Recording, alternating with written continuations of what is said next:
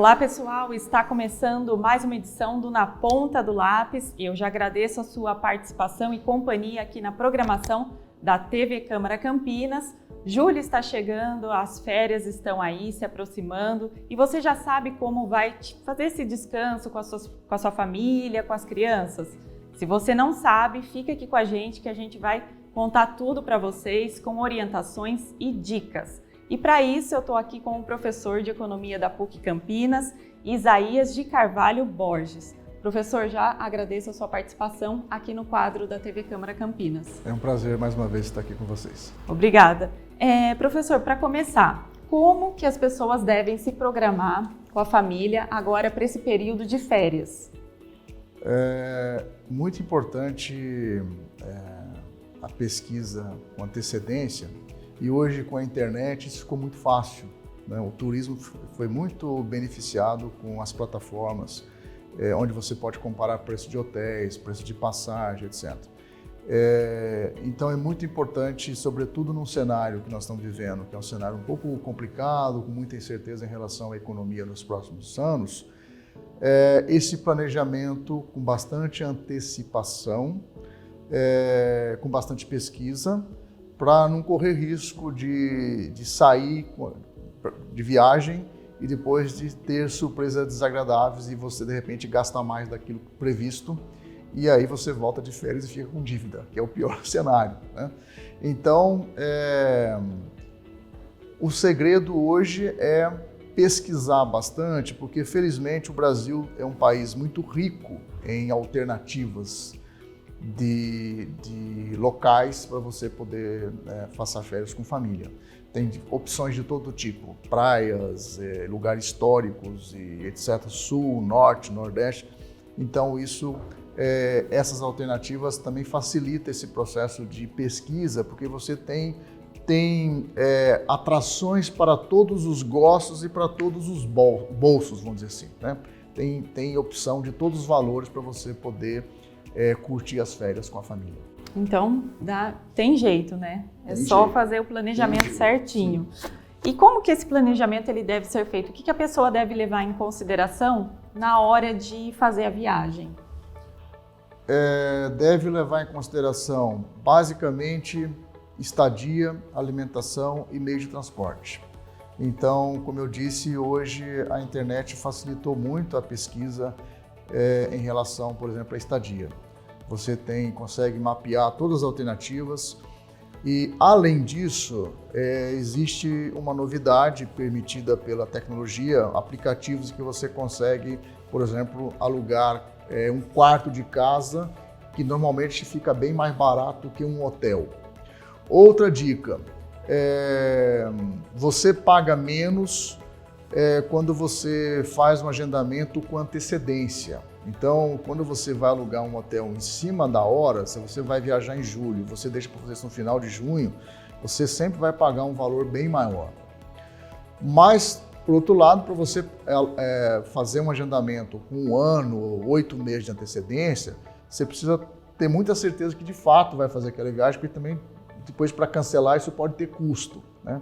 Então, o importante aqui é pesquisar, identificar aquilo que realmente é adequado para o tipo de turismo que você quer fazer, o tipo de viagem, qual é o objetivo da viagem, porque existem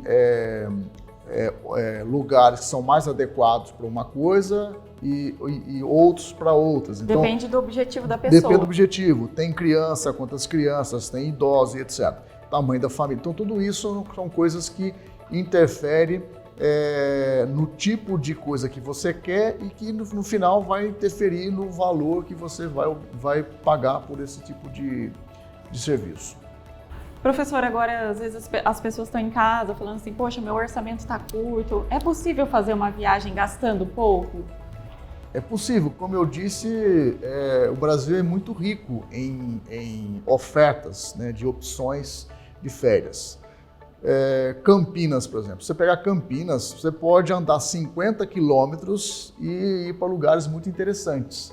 50 quilômetros tem um custo muito baixo, você vai gastar muito pouco com transporte.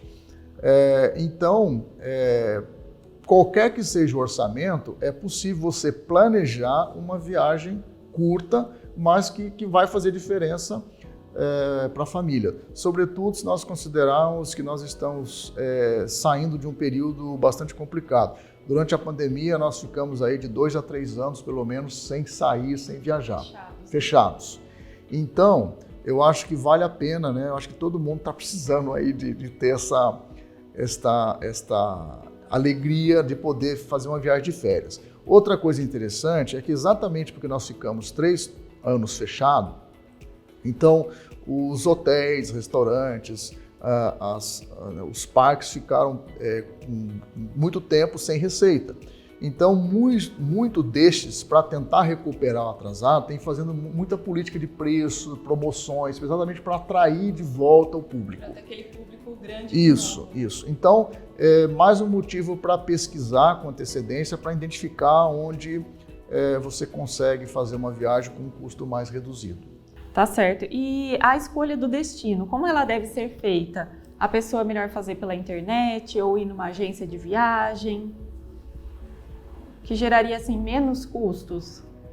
Olha, menos custos, eu acho que a internet ela consegue atender isso de uma forma menos custosa, porque você consegue fazer isso com mais tempo. Muitas vezes, quando você vai numa agência, a agência tem uma quantidade limitada de opções. E às vezes aquelas opções que a agência tem não é necessariamente aquilo que vai te atender. Na internet você consegue enxergar uma amplitude de opções muito maior. Claro que aí também tem um pouco de mais risco, porque você pode de repente entrar em uma cilada. Mas, por outro lado, a internet tem algumas ferramentas interessantes. Por exemplo, você está lá em dúvida sobre uma cidade, um hotel. Sempre é possível você encontrar locais onde as pessoas fazem avaliações. Então, a internet permite essas avaliações pelos usuários que, de certa forma, te dá alguma informação sobre a qualidade daquilo que você está olhando. Outra fonte de informação importante em caso de viagem e turismo é o boca a boca, o famoso boca a boca. Você, depende num grupo do WhatsApp, olha, eu estou querendo fazer uma viagem curta, barata, com a família. E às vezes a pessoa fala, olha, eu fui ano passado para esse lugar. Então, isso também às vezes ajuda. Às vezes esse boca a boca é mais eficaz, porque uma pessoa conhecida te falando do local, te dando mais detalhes, pode ser mais importante do que, às vezes, uma foto na internet. Né? E você, como o senhor mesmo disse, é muito perigoso as pessoas saírem clicando nesses anúncios e aí, né, realmente cair nesse lado. Tem que tomar. Acontece muito cuidado com isso, porque principalmente com pagamentos adiantados. Então, tomar muito cuidado onde você coloca o seu cartão de crédito, porque isso acontece, infelizmente. A gente vê muitos casos de pessoas que pagam e depois chega, às vezes o hotel que ele pagou, a pensão nem existe. Ou às vezes ele chega e a pensão, sei lá, o quarto que ele pagou não é aquele quarto que está sendo oferecido. Então tem que tomar muito cuidado, porque como é um período de alta demanda, então o risco também de você ter alta lotação e às vezes as coisas não saírem como planejado é complicado. Eu entendo a importância de pensar no custo, mas cuidado para não comprar aquele barato que depois sai caro, certo? Então, por isso a importância de pesquisar, de investigar a reputação da empresa, do hotel ou da empresa de transporte, a reputação que ela tem em relação aos trabalhos que ela fez no passado. O boca a boca é muito importante para aumentar a confiança, né? Então, tem que tomar as precauções porque é um momento de descontração, é um momento de alegria. A pior coisa é você fazer uma viagem e essa viagem virar motivo de tristeza e de desgosto, né? Então, a questão financeira é muito importante, mas muito cuidado com ofertas baixo preço, certo? Comparar para ver se aquilo realmente é crível. Às vezes você vê uma coisa muito barato e às vezes aquilo não é crível. Desconfiar. Aquilo que destoa muito da média, desconfia. E professor, nesse caso, nunca pagar adiantado, como que a pessoa deve agir? Então, normalmente, quando você faz uma reserva em um hotel, os hotéis pedem, né, um cartão e você tem que pagar você deixa um cartão, um valor como um pré-pagamento. Então é difícil a pessoa fazer esse agendamento muitas vezes sem pagar. Por isso que é importante verificar se de fato aquela empresa é uma empresa idônea, se é uma empresa que tem reputação, se é um hotel que já tem uma história, se você conhece alguém que ficou naquele hotel, verificar as avaliações que as pessoas fizeram para você não cair em cilada, de você pagar e depois não ter o serviço. Tá certo. Professor, também na hora de definir a programação, os lugares que vai visitar, se vai ficar numa cidade próxima da hospedagem ou mais longe, isso tudo também é importante. Tudo é importante porque tudo isso, afinal de contas, vai afetar o valor. Eu vou dar um exemplo. Ouro Preto, e perto de Ouro Preto você tem Mariana. Ficar em Mariana tende a ser mais barato do que ficar em Ouro Preto, certo? Mas aí você tem que pesar, se você vai com o seu carro, isso pode ficar mais fácil você fazer esse translado. A mesma forma onde comer, né? A forma como você vai fazer todo o seu circuito no município, se você vai alugar um carro, se você vai contratar um carro, se você vai usar o carro do hotel, tudo isso é importante. Então, sempre é possível você ter essa opção, às vezes você quer ir para uma cidade tal, mas você tem a opção de ficar numa cidade muito próxima com um custo bem menor, porque aquela cidade que é o alvo, ela tem uma aglomeração muito maior, então é normal que os preços fiquem um pouco maior. Lei da oferta e da procura. Lei da oferta e da procura, certo? Professor, nesse caso também, eu estou numa cidade, aí eu devo escolher como usar o transporte. O transporte coletivo é uma boa opção para quem também não quer gastar muito, não é? É uma boa opção. No Brasil ainda, né, o transporte coletivo ainda tende a ser barato, mas aí depende também do número de pessoas.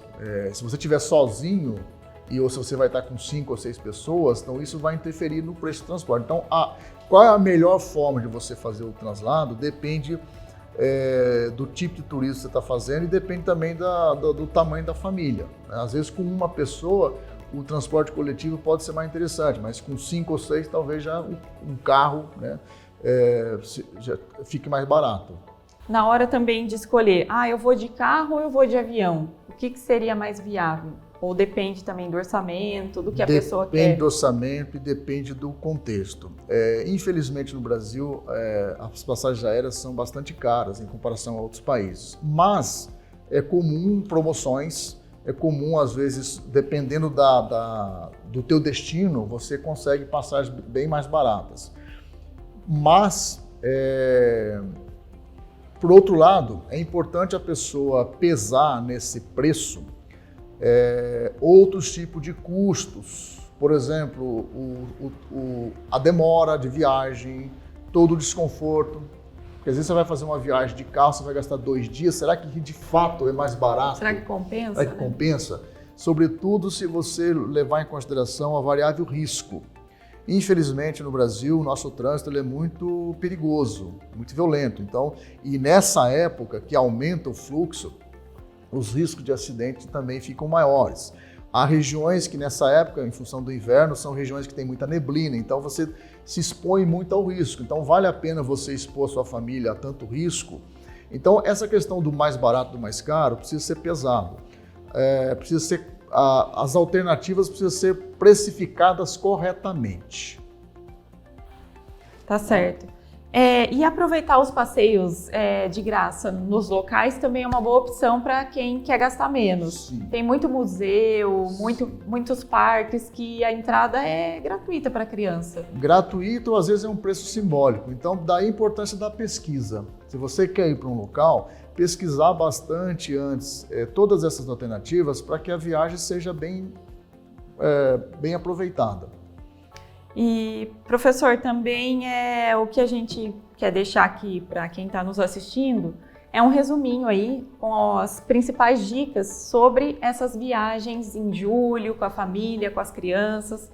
os 3 principais pontos aí para quem quer agora se aventurar no próximo mês.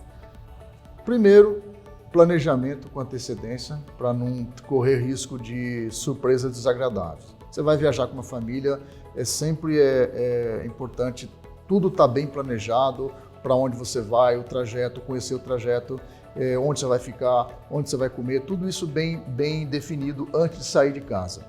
E segundo, aproveitar o mais possível do que a internet nos oferece em termos de possibilidade de pesquisa. Então, quanto mais antes de você decidir para onde ir, fazer bastante pesquisa para você poder, ao mesmo tempo, maximizar o seu proveito com baixo custo. Então, se você pesquisar bem e planejar bem, você consegue maximizar o benefício, maximizar o bem-estar da sua família numas férias com baixo custo. Então, resumidamente, são essas duas conselho, vamos dizer assim, que eu dou para as famílias que estão querendo viajar.